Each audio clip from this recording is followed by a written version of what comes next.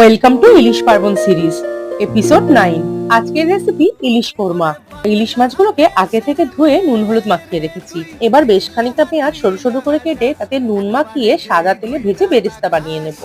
এবার একটা মিক্সিং বলে 90% বেরেস্তা, কয়েকটা কাজু বাদাম, কাঁচা লঙ্কা আর টক দই দিয়ে একটা পেস্ট বানিয়ে নেব। এবার ওই বেরেস্তার তেলটাতেই শুকনো লঙ্কা ফোড়ন দিয়ে তারপরে দিয়ে দেবো পেঁয়াজ কুচি। পেঁয়াজটা একটু ভাজা হয়ে গেলে ওই বানিয়ে রাখা পেস্টটা দিয়ে দেবো। মশলার মধ্যে দিয়ে দেবো শুধু নুন আর কাশ্মীরি লঙ্কার গুঁড়ো। এবার কড়ায় কাঁচা মাছগুলো দিয়ে খুব সাবধানে আলতো আলতো করে এপিঠ ওপিঠ ভালো করে কুক করতে থাকবো।